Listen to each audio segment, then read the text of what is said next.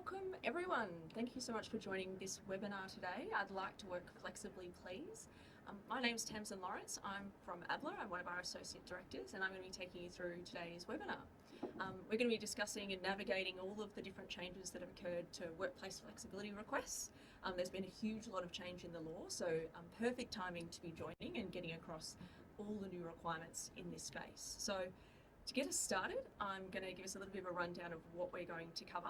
But before I do that, I did want to mention there is an ability for you to ask questions throughout the webinar. I'll try and get to some if I can as we go, but I'll also have a bit of time at the end to cover off any specific questions. So feel free, if something pops up or you want to ask a specific question, to pop it in Slido, and I'll see if I can get to as many as I can during this webinar. I know a number of people also sent some in before, so I'll also try and touch on those as we go as well.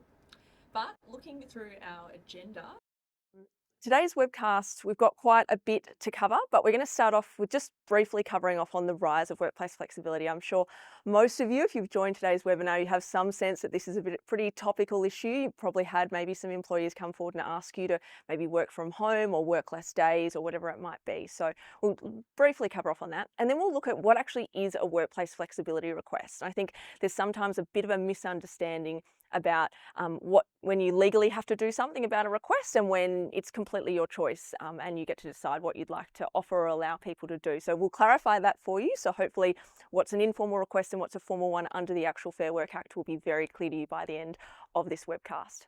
We're then going to discuss actually who actually is eligible when it comes to these formal legal requests, because they're the ones with the greatest risk. They're the ones where you might end up in the Fair Work Commission having to plead your case as to why you've made the business decision that you have. So we'll set out who's eligible, who's in and who's out, so it's abundantly clear. I'm then going to cover off on how do you actually consider a request? What do you need to think about? What are the factors that the Commission's going to consider if they do end up having to look at your decision? And we'll talk about how you actually respond to requests. There's some very specific requirements in the law around how many days you have, for example, what you need to put in your response. So we'll cover off on that.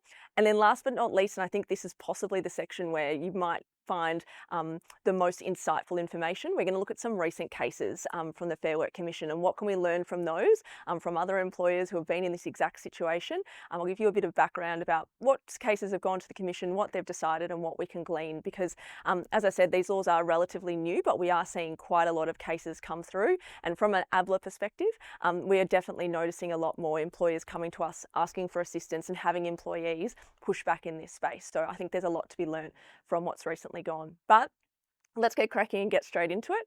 We're going to start with the rise of workplace flexibility. Now, I'm sure this is not new to anyone. If you're on this call, you're probably in some kind of, I don't know, HR capacity or running your business, or maybe you're the manager who people come to and ask for requests. But essentially, workplace flexibility is an employee coming to you and asking for some kind of change in their work arrangements. It's not a new concept. It's been around since frankly, the dawn of time of our workplace laws, but I'm sure everyone's aware that since COVID-19 and since a lot of people have experienced working from home in particular, there's been a real uptick. In addition to that, with the move back post-COVID to the workplace, we've seen some very large employers, the likes of ANZ, Origin and others, publicly come out and say, no, we are requiring employees to be in our workplace a certain number of days a week, and we've seen a lot of pushback, particularly from employees, but also from the union movement. So a lot happening in this space. But the main thing everyone needs to be aware is that the law in this area has changed. It changed on the 6th of June 2023. I know that seems like a while ago now, but it's pretty recent in the scheme of workplace law changes. And there are very specific requirements around people who are eligible to make a formal request under the Fair Work Act that you have to comply with. So as mentioned, we're going to cover off on who those people are and what's actually required very shortly. But in terms of what somebody can actually request when it comes to a workplace flexibility request, there are no limits. They can be as creative or as standard as they wish to be. Obviously, the common thing we see is people wanting to work from home or wanting to reduce their hours or reduce their shifts or job share with others. They're probably the most common, or even I'm seeing an uptick, for example, in compressed working weeks, someone wanting to do a 9-day fortnight, for example, and extend their hours. But depending on your workplace, there are no real limits. limits in what somebody could ask. The law simply says that it is a change to their current work arrangements, whatever that change might be that they're asking for. But the slide does give you a few more kind of ideas of what might come up, but it's going to really depend on your particular workplace. Now, what actually is a workplace flexibility request? This is the thing that I think might be a little bit uncertain out there in the common understanding of people on the street. Everyone kind of thinks I can just go to my boss and I can ask to work from home. And I think there's almost a sense of entitlement sometimes amongst employees. Now, some people probably should have that sense of entitlement because the Fair Work Act does grant certain types of employees the right to make a request. That's not a right that means it has to be granted, but they have a formal right to request it. And as I mentioned, there's certain requirements in terms of how much you need to respond to that, how you need to respond, when, etc. But if an employee is not actually eligible to make that request, there's no requirement on you to have to actually grant whatever request that somebody has, and it simply comes down to a question of, one, do you have a contractual right to direct that person, for example, to work from the office? If you do, great, we'll rely on that. And if we can't rely on that, for anybody who's not eligible, it then just comes down to a question of, is what you're asking your employee to do a lawful and reasonable direction? And most of the time, the case authority tells us if you direct someone to have to work from the office, that is a lawful and reasonable direction, particularly if you've got a set place of work. Now, as the slide has in a big bold sign, things have changed in terms of, one, as I mentioned, the requirements on how you respond to it, but the huge change and the reason why all employers need to have a really good understanding and awareness of what a formal workplace flexibility request is because now employees have the right to challenge the decision that you make. If you refuse their requests, for example, you have an employee who comes forward and says, hey, I'd like to work from home 4 days a week. I've got to care for my child. I only like to come into the office one day. And you refuse that request. Now that employee has the ability to go to the Fair Work Commission to make an application and say, I've had this request refused by my employer. I think that they should have granted it to me. I think it's unreasonable that they have refused it. And that process it goes into the Fair Work Commission machine, basically. Now, the slide, as you can see, says that they have the power to both conciliate and arbitrate. What that means in kind of layman terms for anyone who has managed to avoid the Fair Work Commission processes, conciliation means that they're going to sit down with yourself and the employee. The employer and employee will get together in a room, and this will be facilitated by the Fair Work Commission.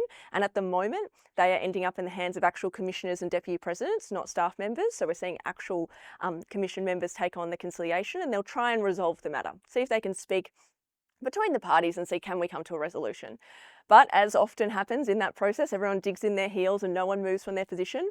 If you don't resolve things at this conciliation stage, so this discussion stage, then the matter moves to what's called compulsory arbitration. And that simply means you are forced into going to a hearing before the Commission, where the Commission is going to make a binding decision about whether or not that employee should have been granted the request that they've asked for, or whether they should be given something else in terms of workplace flexibility, or whether you're correct as an employer and whether you had the actual right to refuse whatever they've requested.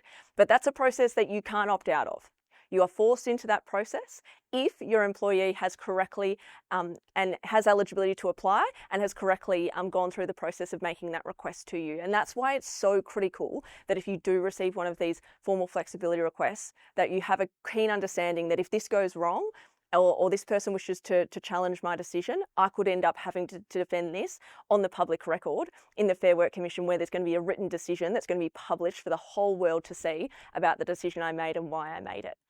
So not to scare everyone, but that's why this huge change is really important. And this is why, if you are in a position where you're dealing with requests, that you take this very seriously. But let's move through what's actually required. But before I get there, I've got this big slide. If there's only one thing you take away from my session today, if you forget everything else, let it be this slide, that if you receive a formal request, if somebody is eligible to make a request, you have 21 days to respond. If you do not respond within these 21 days, the employee can automatically apply to the Fair Work Commission to have the dispute dealt with. So if there's only one thing you notice, simply pick up that, hey, I've got an employee that's made this formal request, I've got it in writing, you'll know it's formal because it has to be in writing. We'll talk about who's eligible in a second, but if you think, okay, yes, they're eligible and I've got a formal request, that time starts ticking and you've only got 21 days. So as I said, if there's nothing else you take away from this entire webinar, at least take away the knowledge that time starts ticking and you're going to need to either get some advice to have to deal with it, or you're going to have to hopefully come back to this slide deck and get some understanding about, okay, what do I need to do? What do I need to think about? How do I need to respond? And how can I make sure that the decision I make isn't successfully challenged in the future? Now, let's talk about eligibility. And I see, can employees that do not have a legal right, someone's asked, can they take it to the Fair Work Commission? Great question, and I might just address it before we get to eligibility. If somebody is not eligible, and I'm about to cover who is eligible, they have no right to take it to the Fair Work Commission. So that's the good news. It's completely in your hands as an employer, what you do with that employee. The only way they could challenge that decision is to say that the direction you might be giving to them around having to come into work or having to work full time, they could challenge that and say, well, that's not a lawful and reasonable direction, but that's a far more difficult thing to do, and we don't see that happen very often. It's a very different process in terms of somebody who's not eligible. Somebody's also asked whether my 21-day comment was calendar days or working days. It's calendar days, so time starts ticking and it includes those weekends. So definitely marketing your calendar. But let's get cracking and look at who's actually eligible. So who are the people we have to kind of know in the workplace might have this new right? Well, it's not new, but the right that might end up challenging the commission, which is the new part of it. There's only certain employees, and they're all the ones that are put on the slide. And I don't usually like to cover and talk through all of them, but I think it is important just to point out a few things about some of these categories. Firstly, an employee who's pregnant has the right to make this flexibility request. That's actually a new category. Quite surprising actually, because we would have thought they might be one category of person who might need, particularly towards the end of their pregnancy, some greater levels of flexibility, but they're one lot that are in. The next is anybody who is a parent of a child who is of school age or younger. That's typically, I must say, the category where we see most of the requests coming from. The next is an employee who is a carer, and that carer term is actually defined. It has a particular meaning, so it can't just be anyone who says, oh, I'm looking after grandma at home. It's actually got to meet a technical definition of carer. The same for an employee who has a disability. It has to be a medically recognised disability that somebody has, and there has to be medical evidence to support the fact they say they have a disability. The next is an employee who's 55 or older. That's often one where we don't have much dispute around eligibility. They simply are or are not above 55, but that is one. And last but not least, an employee who's either experiencing family and domestic violence or is supporting an immediate family member or a household member who might be experiencing family and domestic violence. So this is the first requirement. There are two, by the way. The first is that they must be in one of these categories. So if you get an employee who comes to you and they're not a parent, they're not a carer, they don't have a disability, they're under 55, no domestic violence to worry about, they're automatically out. They go into that category of it's up to you to decide whether or not you grant it or not. You don't have to worry about the formal requirements of the Fair Work Act. We're simply talking about, is your direction to do whatever you're asking them to do lawful and reasonable, or do I have a contractual right to ask the person to do what I'm asking them to do? And hopefully for a lot of you, when I say this contractual right, I mean, go have a look at your employment contracts. Do they say, for example, that somebody's location of work is at XYZ address or at X site or facility? If we have that, that's the thing we're going to rely on to say, that's great, I know you'd like to be working from home, but unfortunately you have a contractual right, you agreed to work from the office. And unfortunately our policy suggests that you have to, and you won't have to worry about any of these Fair Work Commission elements. That's if somebody's not eligible. But if somebody is in one of these categories, say I'm a parent and I've got somebody, I've got a young child who's of school age, I'm in. I've met the first requirement. The second requirement is that I have to at least have worked at your workplace for 12 months continuously before I make the request. And that is continuous service, so it's an unbroken period of service. That does, however, include periods, for example, when somebody is on authorised leave. So if somebody takes annual leave or is sick or even is on parental leave, that will be counted for the purposes of continuous service. But if someone's taken unpaid leave, for example, that will have broken the period of continuous service, so we won't count that period. The other thing to note is that that can technically capture some casuals. So if we've got a casual who works on a regular and systematic basis and they've been doing that for in excess of 12 months and they have a reasonable expectation that they will have ongoing employment with you, then they're also in and they could also ask for some flexibility. Although I must admit, casuals already have a certain level of flexibility, so we haven't seen them come forward as much as perhaps your more part-time or really full-time employees who seem to be a greater category that does ask for this flexibility. So they're the only two requirements that an employee needs to be in. One, they meet one of those eligibility criteria that I just covered. And the second thing is that they've worked for you for longer than 12 months at the time that they make the request. If those two requirements are met, they're in, and we've got an employee who's technically eligible to make this formal request under the Fair Work Act. Now, as I've mentioned a few times, but I think it's just good to reiterate, if you've got an employee who makes a request of you and they're not eligible, so they're not in one of the categories, or they are in one of the categories but they haven't worked for you for more than 12 months, it's completely up to you what you wish to do in terms of dealing with that person's request. Bearing in mind your directions to them about what they do in the workplace still have to be lawful and reasonable. I've probably now said that 10 times, you're probably sick of me saying it, but it has to be a lawful and reasonable direction, or you have to be relying on some contractual basis upon which you're asking the employee to do whatever you're asking them to do at work, whether that be work 5 days a week from the office, or to whatever arrangement you might be asking them for, work whatever shifts. But as long as you've got those bases, as long as what you're asking them is reasonable, as long as it's lawful, it's completely at your discretion. So really, with all of these changes, we're just concerned about those who have the eligibility to make an actual formal request. For everyone else, the law hasn't changed. Essentially, as employers, you have the power within certain confines of that lawful and reasonable element. So, what happens if somebody is eligible and they want to make a request?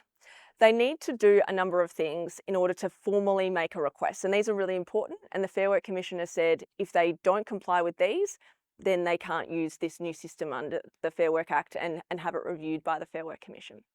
The first is that they have to be making the request because of their relevant circumstances. So I can't simply be a parent, but have my child, my partner looking after my child and dropping them off at school, and have them going to after school care and still use schooling of my child or the caring of my child as my justification for seeking workplace flexibility. I have to be able to prove that the reason I'm asking for that request is because of the relevant circumstances. In addition, the request must be made in writing to you. So if you have someone verbally make a request, or as the little case example I've given on you at the side was, in a circumstance where somebody made the request simply by Microsoft Teams, that's not sufficient. We need to have a formal written request, and that request must also set out the details of what change that employee is seeking and the reasons why they're asking for that request. And that's kind of answering that because question, giving us some more detail around, okay, well, you want to work from home 2 days a week. What's the actual detail around that? Like, why do your circumstances dictate that you need to work from home 2 days a week? And they have to link that back to the circumstances that they have relied on in terms of that eligibility. Now, for example, I know someone's just put in the chat group about disabilities, that a simple injury. It can be whatever disability they might have, but it has to be medically recognised. We'll touch on some cases at the very end, because disability has come up already a few times in the Fair Work Commission. For example, someone tried to argue that their anxiety was a disability, and the Commission said, well, no, everyone feels a certain level of anxiety in all of their life, let alone their work life, and there was no medical evidence to show that this was an ongoing disability that the person was having treated, where it was genuinely impacting their day-to-day life. Equally, someone came forward with irritable bowel syndrome, and similarly they said, well, that's not a disability, that's a medical condition, but it hasn't reached the level of disability. You're not requiring ongoing treatment and medical care for something that has caused a disability to you. So if you are in that category though, and you have someone coming forward, for example, making a claim about a disability and you do have questions, that's kind of the moment where I really would suggest going and getting some advice, because disability is, as you can imagine, one of those more sensitive areas when somebody claims that they have that. But the starting point would be to ask somebody just for some evidence around it. Do they have some material from their doctor, for example? we'll keep moving, but I will, to the extent I can answer questions, I will. And I see someone's asked around, can I ask for evidence? Yeah, you can ask for there's nothing in the law that says you can't ask questions, ask for detail. There's no requirement for the employee to provide this to you, but it's going to be a real issue for them when it comes to the commission and you say, well, they never set out the details. We asked them what was the link back to their eligibility and they never provided us with that information. We'd be able to then challenge their challenge of your decision on the basis that they don't have what we say to be jurisdiction. So we say they haven't met the requirements. So they have to do these 3 things, including setting out those details for you. And if you don't think it's sufficient, you do have the ability to ask them for more detail. Now, let's say you've got an eligible employee. So we've got an employee, they've either got a disability caring responsibilities, maybe they're aged over 55, they've made this formal request to you, they've put it in writing, they've sent you, let's say, a letter or a detailed email, and they've said, hey, I would like to work from home 3 days a week, I've got caring responsibilities for a child, and it would enable me to pick them up from school and drop them off, for example. That might be their request. Let's base it on that. How does this work in terms of your response? There are 3 things you can do when you receive this request, and hopefully these are pretty self-explanatory, but there are certain requirements, particularly around refusal. So we're going to step through each of them. The first one is you can either approve that request. The next option is you could reach an alternative arrangement. So you might say, oh, look, I can't have you working from home 3 days, but I could accommodate 2. Could we make that work? That would be an alternative flexible arrangement that you've reached. It's just a slight change that you might put forward. And the last option is to refuse that request. Now, when you're considering whether or not how you should approach this request, there's a number of key kind of things you need to think about. And one of them is, who's the employee I'm dealing with? What are their circumstances? Is what they're asking for directly linked to the issue that they have in terms of their eligibility criteria? Then, what's their job entail? What do their duties entail? How do they interact with others? Are they in a job where they need to speak to clients and customers every day? Or do they actually have a job, for example, where you can accommodate the flexibility they're asking for, which, as I said, is probably typically going to be working from home? Are there tech solutions we can use? Or is this a circumstance where this person's job involves directly speaking to people every day? Let's say if you're in the retail or hospitality industry, which would be very challenging to do those jobs virtually. Is this a situation where I'm going to have to look at refusal based on the circumstance of my business? Now, if you decide to approve, so let's go through the easy one. This is the good one. You decide you're going to approve. It's pretty easy. As I mentioned, that 21-day rule is a critical one though. Even if you're going to approve, you can't send them a letter at 23 days because you risk between 21 and 23 them filing a dispute with you in the Fair Work Commission because you haven't responded within 21 days. So hard deadline, 21 days. We strongly recommend that you record the agreement reached with the person. There are certain requirements though about how you respond in writing, and I've put some of these on the slide. I'm not going to speak through each of them, but obviously you want to go through the details of what your agreement are, like what do we actually agree to? Put that in writing. The next thing you need to say is, well, when does it actually commence? Is it starting tomorrow? Is it starting next week or next month or next school term? When is this kicking off? The next thing is, how long is it intended to go for? And here's my one big tip. Make sure it is time limited. These things do not need to be in perpetuity. There is no requirement for you to agree to this for forever of this person's employment. I always recommend that you at least put some kind of time limit on it where you say it will be reviewed in 6 months, in 12 months. That then allows you to come back to the table and change if your circumstances change or it's not working out, or really this person's work output decreases significantly because of the change. You then have the ability to review that. But if you don't put that timing in the agreement, it makes it very difficult to unwind the agreement that you agree with that employee. If you decide to sorry, I'll step back 1 second. If you decide to reach an alternative agreement, it's the exact same thing. You simply respond in 21 days, you put it in writing, but obviously if you're reaching an alternative agreement, you want to come to an actual agreement with the employee in terms of what you're agreeing, but it's the exact same situation. So they're the kind of easy ones to go through. If we're in a position though where we need to refuse, this is where it all gets far more technical. And there are 3 things you first need to consider before you refuse any requests. And you have to be able to prove that you did these things. So it's really important that we're at least keeping some records of what we do. First thing is, if you're going to refuse, you need to have a discussion with the employer. You need to sit down, get some more information from them about why they're asking for what they're asking for, and you need to try and reach an agreement with them. And that could be you putting forward alternative proposals, or it can be that you might simply say, we just don't have the ability for you to work in the way that you've asked. We're going to need you to think about other flexibilities that would assist you. For example, I'm just thinking of the hospitality industry, given I mentioned them before. If you have someone who says, I want to work from home and I work in hospitality and I'm a chef, for example, you might just say, we just can't possibly accommodate that. But you might say, look, maybe we could change your shifts or your rosters to give you greater flexibility to deal with whatever the circumstances might be that they explain are the reasons for which they've made this request. You also have to technically have regard to the consequences of the employee on refusing their request. But I suspect you'll be able to do that in the discussion with the employee and the notes that you take about that discussion and about the genuine agreement that you attempt to reach. Why is this all important? It's all important because the employee can't technically get to the point of going to the commission and raising a dispute unless they can prove that you genuinely had a discussion and tried to reach an agreement. So we need to kind of go through the motions of doing that. And if you don't properly have the conversation with the employee, it's another reason that the employee might be able to argue that your refusal was unreasonable because they didn't bother to have a conversation with you. They didn't bother to fully understand their circumstances.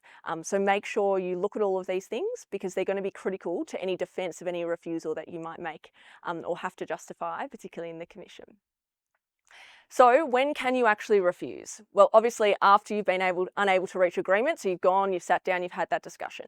You make genuine efforts to try and find an alternative arrangement with somebody, noting though that in some circumstances that might just not be possible based on what the person's asking. You've considered the consequences, so you've done those three things basically from the last slide, plus your refusal needs to be based on what's called reasonable business grounds. Now, let's turn to what actually are reasonable business grounds, because this is the big one. This is where it all turns. This is where all the cases become relevant. The Act itself doesn't give us a full list of what reasonable business grounds are, but it gives us some indicators of what they might be. The first is obviously costly. It could be too expensive. Maybe that would mean you had to hire a new person or reorganise how you did everything in your business. That would be one. Similarly, without going through all of them, practically, it might be how do they interact with others at the workplace. It could be impact on their productivity or the efficiency of your business, particularly if they're a critical person. If you're in the customer service business, that's another pretty good reason. You might say, well, our customers and clients need to speak to this person. And then the other things around, well, how does it impact on team culture? How does it impact on their ability to learn or their ability to mentor others in the workplace? All of those kind of practical considerations that I'm sure would probably be the reasons that you're thinking about refusing anyway, but they're the things that we're going to need to really set down and say, yes, these are the things we've considered. And we've considered them in terms of our particular business and in terms of the particular person who's asking for it. And I'm going to come back to that, and I might park those ideas to the side for a second because they're going to come up in the cases in a little bit. But I did want to comment that the Commission has observed that cost and issues in terms of someone's efficiency or repercussions in terms of customer service, they have commented that these are natural kind of impacts of changing someone's circumstance, and that just making kind of broad statements about that will not be sufficient. They've said some small inconveniences because somebody has asked for flexibility are expected to occur, and that will not be again, will not be sufficient in order to prove you have reasonable business grounds. So we can't make broad statements. We're going to have to get down to the kind of the nuts and bolts of why this particular employee is really important when we make that refusal. But again, I want to park that to the side because we're going to look at some cases where we'll get some really fine detail on that. All right, let's keep moving. So we're going to deny a request. We've decided, good news, we've had the discussion, we've considered their personal circumstances, we've discussed alternatives, we think we're pretty good on our reasonable business grounds, we've thought about our particular business, we've thought about the particular employee. Now what do we need to actually formally do to refuse this request? Well, I'm going to say it again so that it's drilled into you, because this is the number one thing I want you to walk away with. We have 21 days to formally do all of those things and formally write to the employee. So time does not extend because you sit down and have a chat with the employee. For example, it's from the day they make the request to the day you refuse is only 21 days. And I know 21 days, when you think about it, you're like, oh, that seems, yeah, I could do it in 21 days. Time goes fast. By the time somebody passes that request on, you set up the meeting, the person, working around their work, you could be, really cutting down to the fine wire, which is why I probably keep saying 21 days can really get go fast, put it in the diary and make sure somebody has a good awareness around the need to formally respond, whether that be acceptance or refusal, within that period of time. When you do refuse, you have to provide detailed reasons of why you're refusing. So if you're stating that you're going to rely on the reasonable business ground of cost or impact on customers, you can't just give those broad statements. You need to specifically give detail around that and explain kind of how what they've asked for is going to impact on the business, and on whatever ground it is you're relying on. You also need to inform the employee in this refusal of any alternative arrangements that you might be open to, or you need to simply say, we don't see that there's any possible alternatives, but you need to actually state that in your refusal. And last but not least, and this is the real clincher, you need to inform the employee that they have the ability to dispute your refusal in the Fair Work Commission, which kind of seems counterintuitive, like why would I want to tell the employee they can challenge my decision? But unfortunately, it is a requirement in the Act that you include that. So they're the 4 requirements in your response, and given you're kind of putting them on notice that they might want to just have a dispute with you, you really want to make sure that letter is well formulated, because that's what they're going to be submitting to the Commission if they want to dispute the decision you've made. Now, I've got a little example for you on the next slide, which is a pretty simple one, but I thought, oh, actually, no, I haven't. I thought, oh, maybe I've skipped ahead. Nope, we'll just jump to the next slide. Must be the following ones. My apologies. When can the Fair Work Commission step in? This is a really important one. If you refuse the request and you do it after the 21-day mark, or you don't respond within 21 days, it can go straight off to the Fair Work Commission. The other time that they can step in and look at your request and how you've dealt with it is at the point of which you've refused somebody's request. So they're the kind of 2 pathways that they have to come in and start trying to, what they say, conciliate or arbitrate. In terms of the conciliation, as I mentioned earlier, that's all friendly fire. That's us trying to sit down and flesh it out. There's nothing the Commission can force you to do at that point. But if you don't resolve it there, it will move to, as I said, compulsory arbitration. So you have no choice in the matter. You are heading off to a hearing before the Commission and pleading your case. And the Commission has very broad discretion in terms of the orders that it might make off the back of that case. They can order the request of the employee to be granted in terms of saying, well, your refusal was unreasonable. They can also order whatever other alternative arrangements they think would be better to accommodate the circumstances of the employee. Or, good news is, they could back your decision. And as they have for a number of employers already, where they've said, no, the employer did have reasonable business grounds to refuse this request, and their decision stands. It's going to be one of those kind of 3 options that are going to occur. But in order to be successful at that defence point, you're going to need to make sure, 1, you've followed all those procedural steps that I've mentioned in the slides, although I take it you don't have to remember them all. You're going to get a copy of the slide deck if you want it, so don't stress out if you're like, oh, there was 3 points here and 4 points there. But you're going to need to be able to defend it, and everything you put in writing is likely to be submitted, and that's why some of these cases we're about to discuss very shortly are going to be really critical to make sure that you have sufficient grounds to rely on. Now, I know someone's asked already about how does this interact with discrimination law. It's a great question, and as you can see on the slide, we've said there's also an additional discrimination claim risk here. As you can imagine, a lot of the eligibility criteria we looked at, things like disability, even age, or parenting responsibilities, they all in different ways interact with our discrimination laws. And on that basis, it is possible that an employee, if you refuse their request, could also say that you haven't allowed for reasonable adjustments to be made in terms of accommodating whatever their attribute might be. And the one that most pressing comes to my mind is disability, for example. They might argue that you're needing to make reasonable adjustments and that their request for flexibility was that, and that it's a form of disability discrimination, for example.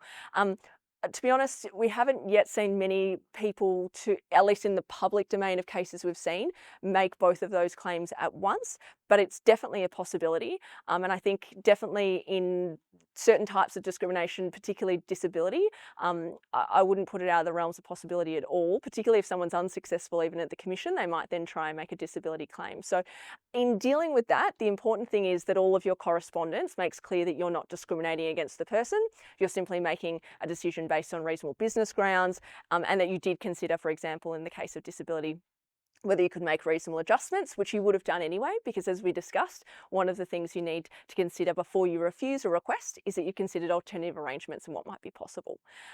But if you are in that case and you kind of think, oh, hang on, I've got, an overly litigious employee, I really would recommend, if you're fearful about discrimination, just getting that extra piece of advice, or even somebody to look over your correspondence before you send it, because it is a very live issue at the moment.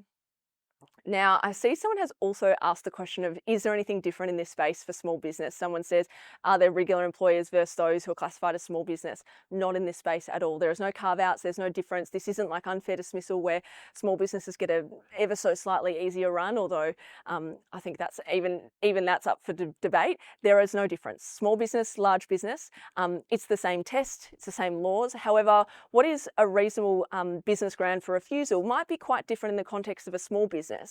For example, a small business might have far less staff to be able to kind of make up for an employee not being present. But it's going to depend on the circumstances, and it's going to depend on the type of flexibility the employee is asking for. For example, if they have a job that can be done from home 2 days a week and it wouldn't impact anything in your small business, you might not have that good of an argument either. It's going to depend on context, but as I mentioned, there's no difference for small business in terms of any of these laws. So great question.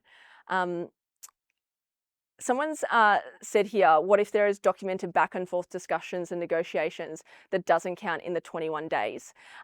It's a really good point, and I must say I've had a number of cases a number of people come forward asking us for advice about flexibility requests that they pseudo receive, for example, where they might have someone verbally ask for it, and they have a number of discussions with the employee, and then they receive a formal request. The important thing to note is that time starts ticking from the moment you receive that formal request. So the moment it comes in your inbox or they formally hand you a letter, that's when that 21 days starts running, and any discussions you have, whatever takes place in that 21 days doesn't really matter in terms of the time limit is the time limit. You have to respond within 21 days. There's no ability to apply for an extension. The only way that you might change things is you might ask the employee to ask for a new request, but that would still mean that you don't answer the previous request, so they would still be able to dispute that if they want it in the commission. So it's a pretty hard and fast deadline, which is why being across what you're required to do, what's required to be in it, is so important, and making sure somebody, which is hopefully you because you're attending this webinar, is across what the laws are. Now, this is the side I was hunting for before. Just giving a little example, not factual I must say, but just a little example about myself. So if I was a mother, I had an 8-year-old and I had a 5-year-old, and I was a lawyer, I might make a request, for example, to work from home 4 mornings a week to help me do the school run.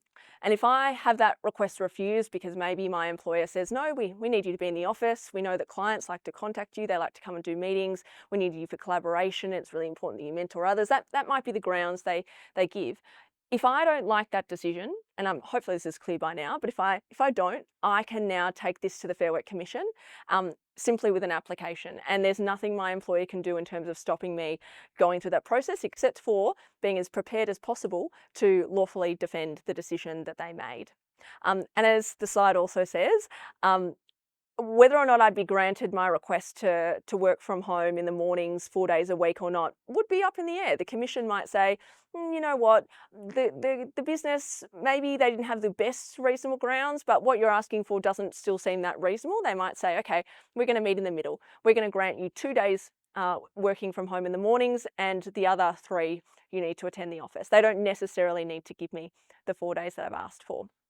But it's all kind of in the hands of the gods, being the Commission. So the best thing you can do is prepare sufficiently to make sure whatever decision you're making isn't one that you're just making blindly, or because that's what we do, we don't grant them. We need to have a legal basis upon which we do, upon which we refuse any requests. So let's get into some more detail, because I think there's a lot of helpful lessons from some cases. Now, I must be honest, we haven't seen that many yet, but the rate at which we're seeing them is definitely increasing. And I think from a ABLA kind of practical law perspective, we are definitely seeing this become an increasing problem for employers, particularly as a greater awareness amongst employees kind of takes hold. There's a lot more public material now. For example, the Ombudsman very clearly explains to employees how they can make these requests. I think they might even provide them with a template letter to do so. And in addition, we know, unions and the like are explaining to employees that they have this right to make this formal request in these particular circumstances where they're eligible and they've been there for 12 months. And so we are seeing some cases, but I think, as you'll hopefully see, there's a lot of really helpful guidance that's come out of these. So we're going to start first with the case of Shane, I'm going to call it Gratine, but I'm not sure exactly how you say his surname, and the Bendigo Bank. This is one where we got some really helpful guidance on what reasonable business grounds the Commission will kind of think are reasonable, because as I'm sure you're all probably sitting there thinking, well, reasonable is such a subjective thing, maybe what is reasonable to one person might not be reasonable to the other. But we got some really helpful guidance in this case. But as a little bit of background, this individual, Shane, had been working at the Bendigo Bank. I can't remember his exact job, if I'm honest, but he did something within the bank, as I'm sure you imagine, some kind of finance role. And during COVID, Bendigo Bank, like most banks and probably like most service businesses, it moved to being a work from home arrangement. And that was fine until July 2023, when the Bendigo Bank said, no, we'd actually like our employees to come back to work, and we're asking them to come back 2 days a week. Not a huge ask, but that's what they asked for. Very shortly after they did that, Shane applied for a workplace flexibility arrangement to be put in place. He wished to work from home permanently. That was his request. He made that request on two bases, and that's probably something I didn't point out earlier, and we do see it a lot. People can use multiple forms of eligibility in order to make an application. And in this case, Shane asked for it on two grounds. One, he said, I'm a carer for my wife that suffers from a severe foot injury. And the second, he said, is that he had caring responsibilities for his daughter, who had obviously was of school age, but she also had ADHD. And he said, on that basis, he was applying for this flexibility. Now, Bendigo Bank said, that's all well and good, but unfortunately, we think it's important that people establish connections, that they have relationships with people in the workplace. They said that they thought that they needed greater collaboration, that had been broken down because of COVID. They said also that Shane needed to attend the workplace in order to improve his learning, and that had kind of again fallen away. And they also said that for people's well-being in general, and particularly for Shane's well-being, that he'd been at home for so long that he needed some kind of interaction with his team and with the rest of the people he worked with. And on that basis, they refused his application. Now, some kind of odd things that came out in this case was firstly that in terms of the carer, as I mentioned earlier, you can't just claim you're a carer for somebody. It has a very defined meaning in terms of what's required of someone in order to be a carer. In this case, the Commission said that the individual Shane did not put forward sufficient evidence to suggest that he actually was a carer for his wife. There was some very unusual circumstances because his wife actually was a yoga instructor but had a foot injury, so it was all a bit, I suppose you could call it suspicious, but they didn't buy the argument that he was a carer. Then we came to the second argument, or eligibility criteria argument, but the second eligibility element that he used in order to say, hey, I'm eligible to make this, was around obviously his daughter. But again, the Commission said that there was no evidence that he actually played a role in his daughter's life to the extent that it required him to have to work from home permanently, particularly given she was a school age, she was attending school during the day. There was no connection there. And that's that point that I hopefully made sufficiently a little while ago, where I said it's not just good enough to say I'm eligible. You have to make a connection between what I'm asking for and what eligibility criteria I have. So if you do have children, you can't just simply say, I want to work from home, as Shane did in this circumstance, because I have a child. You have to be able to say, well, because I need to pick them up from school or drop them off, or it could be that you have someone who's so young that they can't even attend school, or maybe you can't get childcare for them or something like that. And you explain that as in part the reason. Although even there, I'd say the Commission might be a bit sceptical, because you still need to do your job at the time that you're caring for the child that you have. So This was a very helpful case for employers. It was one of the very early ones that we saw. And as I've put on the slide, there was a really helpful quote from, in this case, Commissioner Platt, who said that the benefits of face-to-face interaction and employee collaboration in the workplace was one of the key reasons why he accepted the reasonable business grounds that were raised by Bendigo Bank. And he also made this point that the employment relationship is a two-way street. And I think that was perhaps directed at the fact that Shane was offered alternative arrangements and he refused them on the basis that he wanted 5 days a week from home. So perhaps a good message there about employers, going forward and putting forward alternatives if they can. Now, move to this next one. This was a very recent case. I think literally we got the decision, it was either yesterday or the day before that it came out publicly. And this was one regarding an employee who worked at a school, and she was returning from a period of parental leave and coming back to work as a religious education coordinator. Now, she asked to come back in kind of an incremented fashion. I'm sure this is probably pretty common for people, where she said, I'd like to come back part-time for the first 2 terms, and then I'd like to transition into full-time work. And the school she worked for refused that request because they said it wouldn't serve the best interests of the students, given her role as the coordinator of all the religious education, and given it's a Catholic school. They said there'd be a significant increase in cost, added work pressures to others, and it would reduce the availability and strength of the executive leadership team which she sat in that role. They also provided her with a range of alternatives, again coming back to this point of seeming like a reasonable employer, not just because you've got reasonable business grounds, but because you put forward other alternatives, and they're all alternatives that she refused. But Commissioner Matheson made some, I think, again, quite helpful detail here for us around reasonable business grounds and the importance of context in your workplace. Here she said, and just picking out one of the quotes, that this is not a business that was serving customers who are buying widgets. She said that the product is the critical value to society, being the provision of education to primary school students in the formative years of their life. Really making that point that if you're going to refuse on reasonable business grounds, really connect it back to the type of business you have. Think about, okay, why is it critical that this person does whatever you need them to do without the flexibility that they're asking for?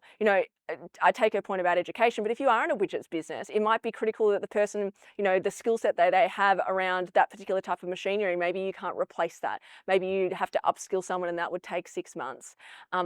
Think about the context, think about your business if you are refusing, and that's a really critical point when you're coming up with your grounds. Don't just rely on kind of catch-all terms like it's going to cost us too much. Okay, why? Why can't you find someone else? Why is cost such a big impediment? What's the relevance to your particular business when you make this refusal?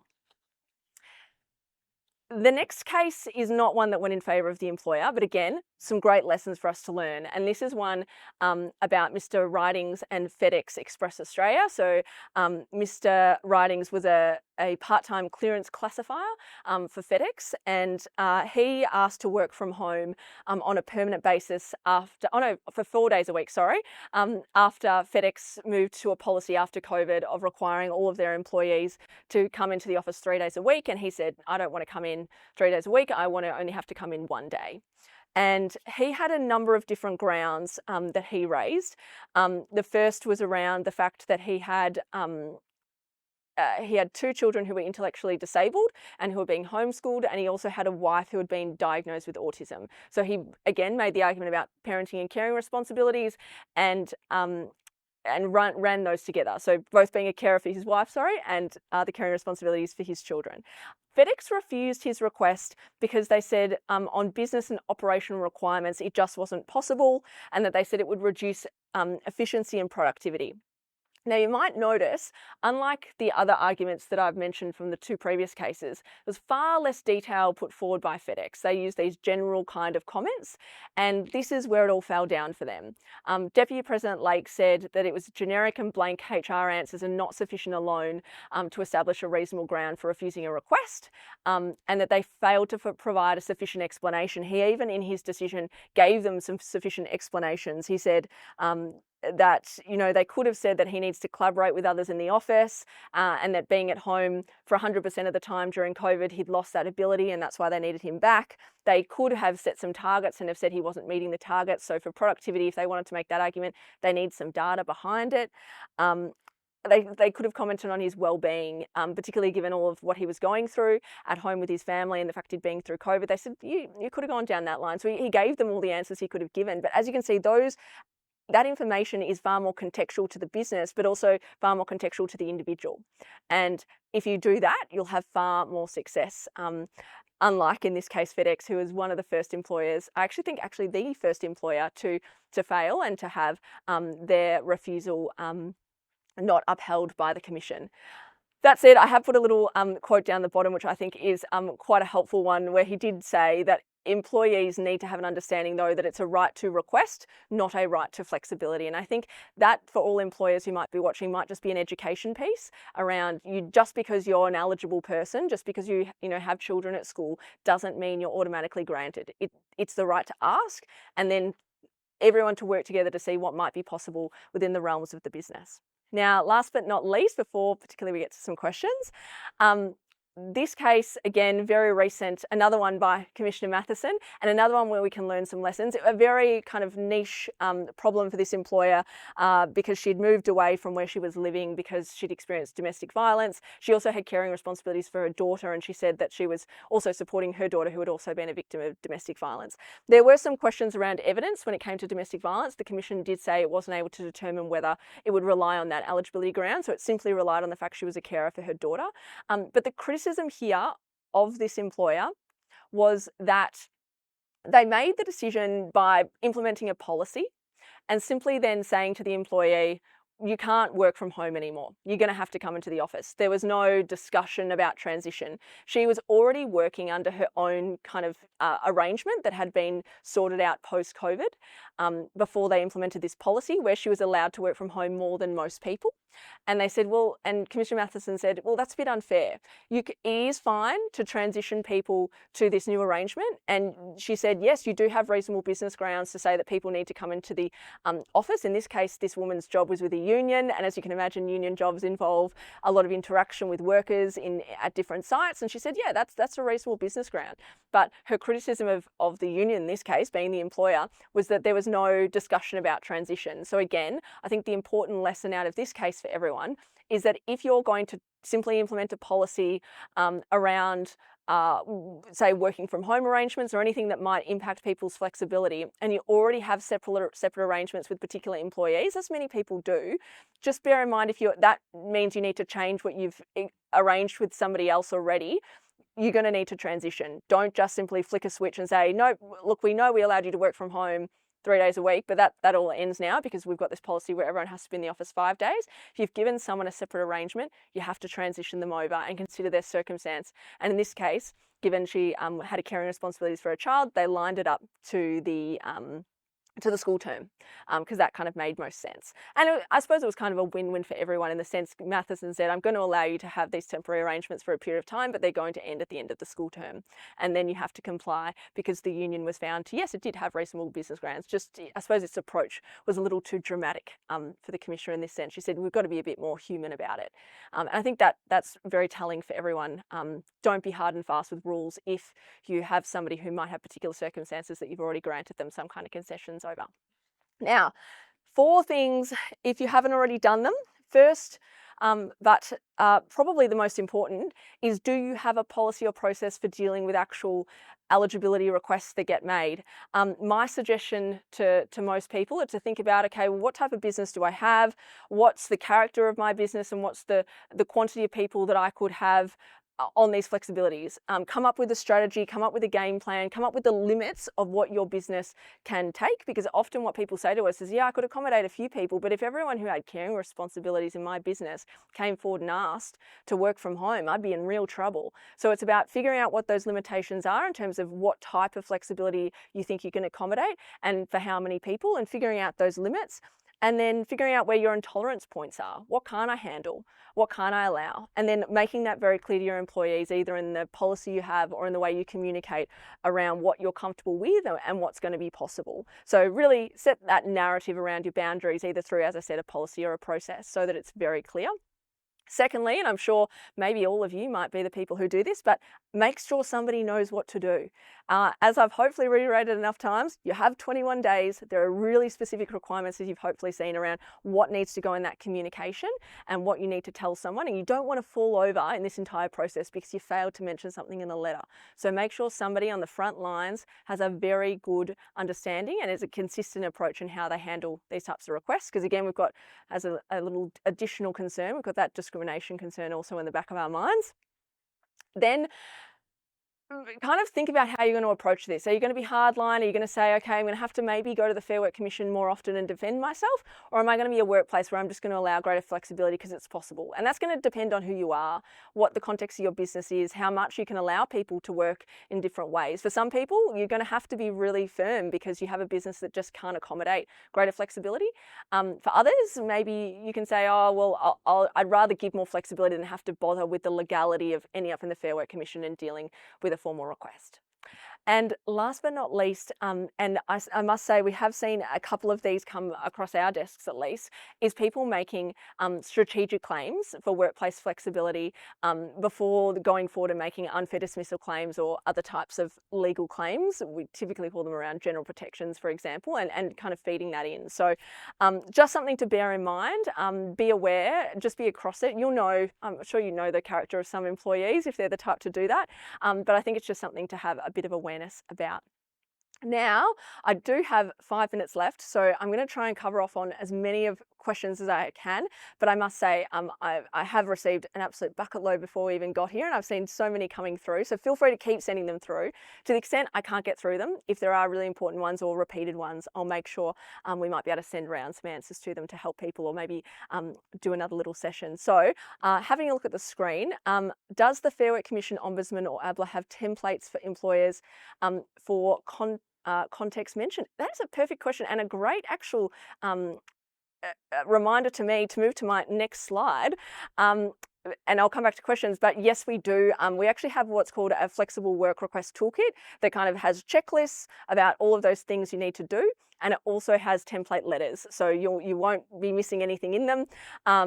You can find more detail about that particularly on the ABLA website. There is material on the Ombudsman's website, but it doesn't help you with the letters for employers. It only helps you with the employee ones, which is somewhat helpful in terms of you know what you've got from the employee, but it doesn't do the drafting for you. That said, if you are somebody who receives any of these requests and you want further assistance, I strongly recommend even just getting our eyes to look over any correspondence. I know if anyone's kind of got advice line membership through the chamber, that is something we frequently deal with where someone says, we've had this request, this is what I want to send back, could I just get a legal eye over it? Because I know that I might be challenged in the future. So definitely use that service if you need to. In terms of other questions, wow, we've got quite a lot. Does the employer have a responsibility to ensure the home environment is safe? And how, as an employer, can you ensure this? That's a bit of a safety question, but a really, really good one.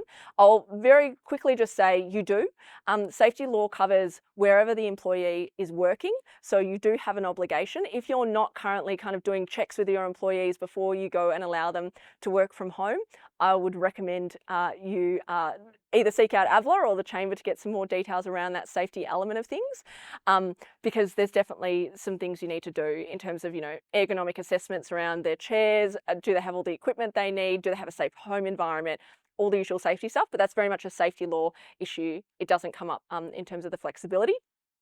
Other questions I've got, any advice on the process to go through when negotiating an employee to return to the office? A good question. I think before negotiating, it's really, I would say, critical that you've gone and done that strategy point around what can my business tolerate?